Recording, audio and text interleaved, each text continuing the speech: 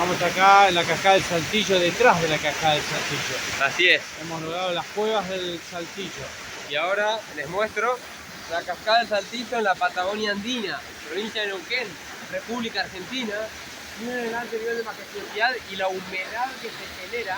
O sea, los Andes es lo más seco que hay, pero acá se genera toda una humedad que genera todo ese planterío selvático debido a las nubes de agua que se generan por el choque de la cascada, de las rocas estas que ven ahí.